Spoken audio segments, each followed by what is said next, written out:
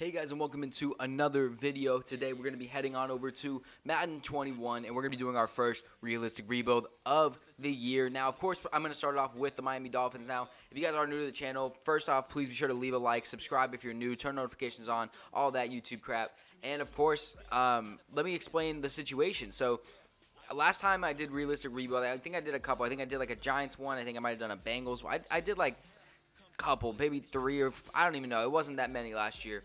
But I've uploaded a Dolphins one, and it maintains to this day being one of, I think it might even be my most viewed video. It's one of, if not my most viewed video I've ever made on my channel. So, Miami fans, I love you guys. I'm happy you guys love doing the rebuilds and stuff. So, before we get into the actual rebuild, I do want to say that today, September 21st, I officially started my official podcast. It's going to be called the J-Cast. You can find it on Spotify.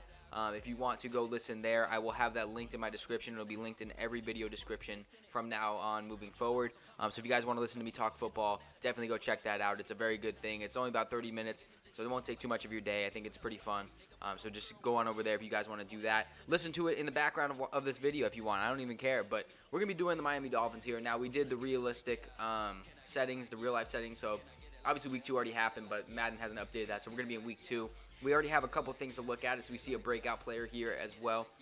But genuinely, how we're going to be doing these rebuilds, in my opinion, for this year, let me know if you guys want me to do it a separate way.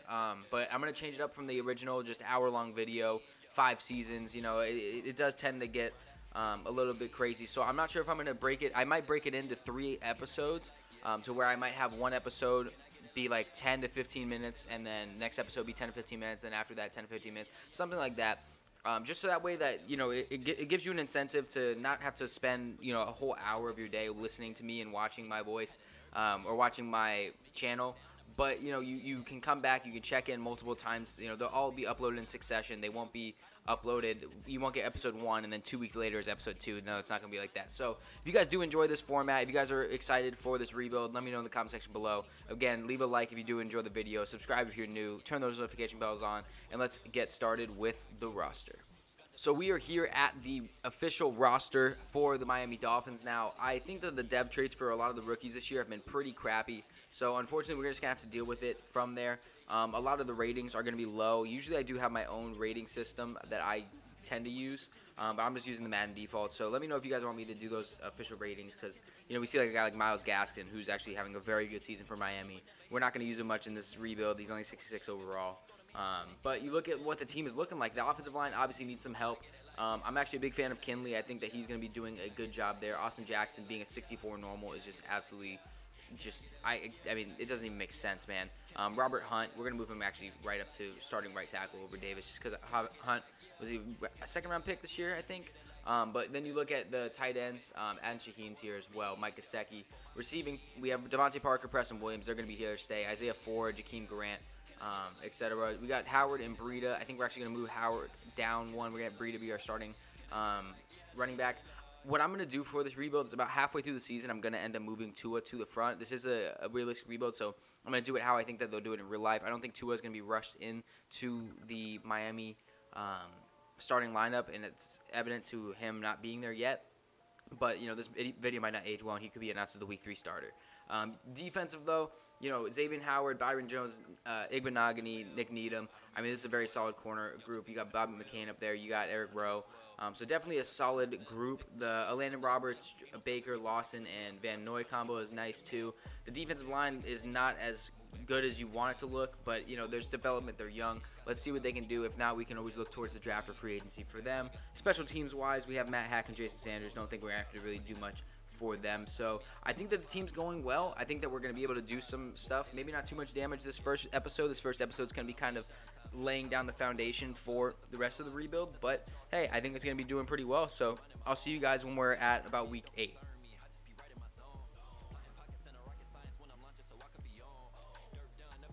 So here we are at Week 8. We're going up against the Los Angeles Rams, who are 5-1-1. I almost said 5-11. And we are 2-5, a measly 2-5. So we're going to go ahead and look at the team right now.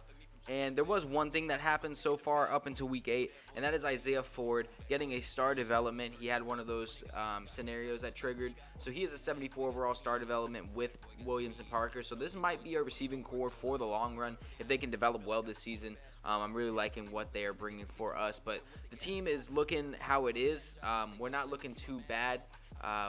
We are, looking forward to the draft. It doesn't seem like we're going to be a playoff team here, at least not this season. But going to the stats here for the season so far, we're only 2 games out of first place in the division, so that's something to look at. This is the week we are going to move Tua into the starting lineup. So Fitzpatrick, we're thankful for your 9 touchdowns, 9 interceptions, but you're going to be the backup for us. Yardage-wise, we got Breida, we got Howard, not really doing too much in the run game. Receiving-wise, Grant's had a good year, Parker's had a good year, Gesicki, Williams, Ford. Other than that, not too much to say for the team. Baker's having a good season.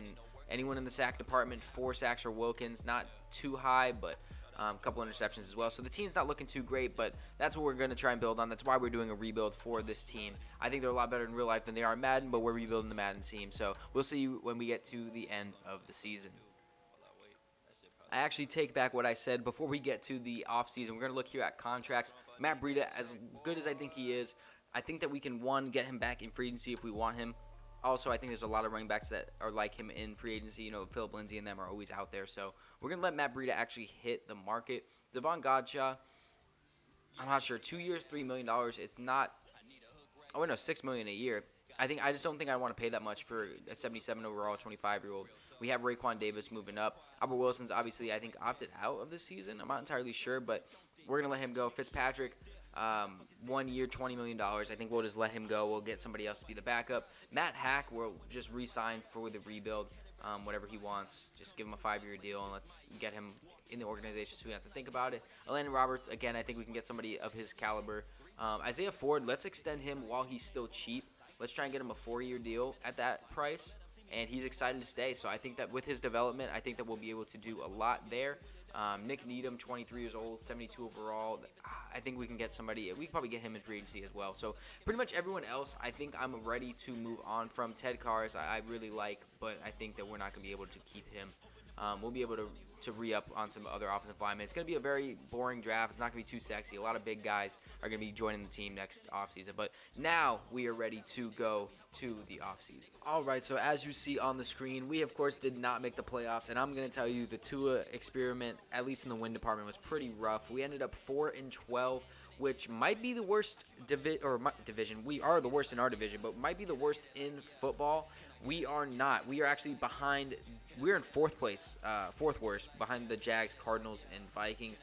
This is insane. The Cardinals being 3-13, especially with how good their team is in real life right now. But definitely not crazy. Tua's first game was insane. He actually ended up beating up the Cardinals defense pretty well. The only notable thing that I remember, and I'll look and see if there's anything else that's happened different, is Isaiah Ford did get a superstar development, which is huge. So he's already up to a 78 in his, second season, is it? So Devontae Parker and Isaiah Ford being there. Preston Williams' morale is holding him down in overall, which does suck. But Tua went up to a 77. Other than that, man, pretty solid season in the development trait. We're going to get a high draft pick, which is pretty much all we can hold on to. But we're going to go ahead and actually, no, we're not going to sim yet because we have to go look at the stats. So obviously the stats are going to be split between Fitzpatrick and Tua. Let's see what happened here. So Tua ended up being the way better quarterback here. 14 touchdowns, 2 picks, better completion, almost as many yards as Fitzpatrick. But Fitzmagic, can air the ball out. Breida with over 750 yards, 4 touchdowns. Howard adding 7 touchdowns and a little under 400 on the ground. Tua had 81 yards, 100 for Fitzpatrick as well. Isaiah Ford led us in receptions with 9 touchdowns and almost 1,000 yards. Great year for Isaiah Ford. Parker, downhill year, 600 with 4. Gesicki had 7 and 600. So not a bad year for the receivers, but definitely not what we want. Beast of a season for Jerome Baker there. Anyone get double-digit sacks? We did not even get close. Christian Wilkins with 5.5 is our best one. And then 3 from Byron Jones interception-wise. Grugier-Hill had 2. Igbenogany had 2. McCain had 2. Eric Rowe had 2. Van Noy and Howard also added 1. So not a great season at all, but that's what we're going to build on. This is only the first episode, so it's going to be able to go from here, and we're going to be able to move on as our team develops. So we're going to go ahead and sim all the way to the off season here, and we will see you when we're there. So we are here in the offseason. This is going to be the re-signing period. We kind of went over this earlier in the year, but let's see if there's anybody that we still need to re-sign. So Breida, we're going to let go. Not worth the money for us. Godshaw, we might look at bringing back in free agency, but I think pretty much everybody here is willing to – we're willing to let go. How much is Karras wanting?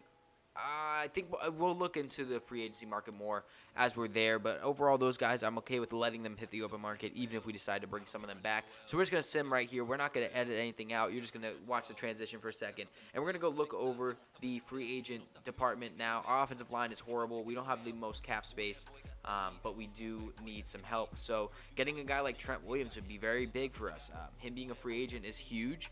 This could be a big help for us. Do we want to pay him the money? I think that it's worth it, especially with a young quarterback. Getting a veteran left tackle. So we're going to go ahead and overpay him. We're going to give him about 8.7 in the bonus and 8.7 as the salary. And that's going to give us 97 points. That puts us a little bit ahead. I think we're actually going to put it up a little bit more. So let's give him $9 million as a bonus. Okay, I put it up way higher. 905. That should be good. That's putting us up a couple. 98. All right, we're a couple points ahead. That should hopefully get him here to Miami. Kamara did hit the free agency market. Obviously, this isn't real, as he does have a a new contract in real life. So this isn't going to be a real case. Richard Sherman's a free agent, but we don't need a corner. A running back would be nice, getting a guy like Gurley, but those prices are just expensive for corners, and really we don't have that much money. I mean, we have a lot of cap room, but we don't have that much money. So maybe we go for a younger guy, like maybe a Fournette, but he's at normal dev. James Conner might be nice. Do we want to go James Conner, 26 years old? Because the thing with Gurley, he is an 87 though. How is it? 19 million. So it's gonna be 35 million for him, or we're saving 7 million by going to Conner. That's 4 overalls, but he's a year younger. Gurley is a set in stone guy for us. There's no injuries in this, so he doesn't have any offers. We could probably lowball him, to be honest, and see if he'll come here. Not 55 points. We'll have to up it a little bit, but I think that we get Todd Gurley to come to Miami to help out the Dolphins. Be a good running back here. 64. If somebody wants to outbid us for Gurley, that's okay, but I'm going to allow that. And then other than that, on the offensive side, it's really just the offensive line that we'd be looking at to fill. And a lot of these guys, I think I'd just rather fill in the draft. So I think that we'll probably just sit pretty here. Ngakoue's a free agent. Everson Griffin, Kerrigan. Yeah, I think we're just going to sit pretty here and go into next season looking towards, oh, wow, Christian Wilkins moved up to a star dev. That's actually pretty cool to see. I didn't even realize that. But I think actually what we're going to do here, and this might not work, or this might work, we're going to throw a contract at Takk McKinley here. Let's throw him a 3-year. 3-year, and that's good money. And hopefully he takes that. And then we're going to move Christian Wilkins to our defensive tackle. And we're going to see if that does help us, because I think it will. We're going to sim a week, see what happens, and we'll see if we can get our guys. Hopefully we get them all. We do not get Trent Williams, which does hurt a lot. That was a big free agent. We should have thrown more money to him. I knew I should have, but I didn't want to. We're still the only contract offer to Gurley, so hopefully we can get Gurley. Marcus Williams, we should be throwing a bag at, especially with losing out on Trent Williams. Let's throw an absolute bag at Marcus Williams. 5-year deal. We are getting Marcus Williams. We're overpaying a bunch for him, but he's going to be worth it. He's young. He's talented. That's a good signing for us, especially with Trent Williams not being there. So we do get Gurley on that low ball deal, and we do get Marcus Williams. So that is going to be a huge win for us. I'll see you guys when we get to the draft. All right, so here we are in the NFL draft. The Minnesota Vikings have the first overall pick. Now, if this actually happens in real life, Vikings fans would be happy because they'd be going after Trevor Lawrence. But they're actually going to get P.N.I. Sewell in this draft, one of the best left tackle prospects we've ever seen. At the second overall pick, the Cardinals take Micah Parsons. That is actually a pretty good pick. They get another edge rusher as well as Chandler Jones ages, which means the Jags should probably be taking Trevor Lawrence here. They do. Their tank for Trevor is good. And we are here at pick 4. Now, let's go ahead and look at the offers here, because after the draft, we're going to be ending the video pretty much. Let's see if there's anybody who we're in the 2021 draft. So moving down to pick 16 and getting a 4th-round pick is just not worth it. That is too big of a drop. So we're definitely going to hold on to the selection here. Now, there's a lot of things we could do. We need an offensive lineman bad. We could add another weapon like a Jamar Chase. I think that Jamar Chase would be a lot more fun. Getting a Gregory Rousseau would be very fun. And looking here, you know, Cosme's supposed to be a left tackle. Leatherwood would be very solid. I kind of want to move down a couple picks and get him, but it's really just, I think Jamar Chase would just be so much fun. But Isaiah Ford became a stud. Williams is there, so we don't really need Chase. Greg Rousseau would be very good, but I think that I think we just have to go with it. Offensive tackle, and Leatherwood's seeming like the best guy, so it might be a little bit of a reach. He might not be the best, but we're going to take Alex Leatherwood here with our first pick. 26 in true talent, but we got him at pick 4. Hey, he's going to be a 74 overall tackle. It's going to help us a lot, especially missing out on Trent Williams. Is going to help us out a bunch. So let's just see who the next pick was, and then we're going to kind of go from there. Rousseau did go next. He was a 77, so not a huge loss for us. I know Rousseau is going to be a beast, but we'll move on. We also have pick 15 here, and that is going to be huge for us as well because, once again, we can get another offensive lineman. Walker Little is here. We could go after an edge rusher. We obviously just passed on Rousseau, so we could get a guy like Basham, Rashad Bateman, Travis Etienne, Marvin Wilson. I think we're going to go after another lineman, man. I think that's going to be Walker Little out of Stanford. I think he's a beast. He's going to be a 74 normal as well, so we get 2 74 normals in our first round. I think that's a very solid thing for us to do. We're going to go ahead and sim to our next pick, which is a high pick in the second round. So, again, we'll get another talented player. We are going to be looking at a quarterback later down the line. Let's just see what kind of trades are here. 45 and a 7th round pick. Moving down to 60 and a 4th round pick. That's a 4th round pick next year, though. I would look at that definitely if that was this year's draft. Nothing too crazy here. So let's go ahead and stay with the pick, and let's just try and get as much depth as we can. Offensive line's looking a lot better now. So I'm okay with moving people around and kind of doing what I need to in that sense. But we look here. Devonta Smith is on the board from Alabama, 2nd round grade. I think that he could be actually pretty solid. Quincy Roche could be a player we look at. Brayvon Jordan's there. Deontay Brown. I think that we're probably going to go with, that's a big drop-off there, Nick Bolton actually would be a very solid player. Trey Hill. We could see if we can get Trey Hill in the 3rd. It'd be kind of tough. He is a 1st round grade. Man, I think we go Trey Hill. Let's go Trey Hill, and then hopefully we can get Nick Bolton. 73 with a hidden development. That was a great pick by us. Like I said, this draft isn't going to be sexy. It does suck, but the talent around. Oh, we do have a pick at pick 15, so hopefully we can get Bolton there. Or if not Bolton, we can get an edge rusher. I think those are the 2 main things that we can look. Kyle Pitts just went off the board. So let's see here. Roche is still there, so that's good. And it looks like Nick Bolton's still going to be there. So I think we're going to take Nick Bolton here, fill up that middle linebacker, 73 hidden.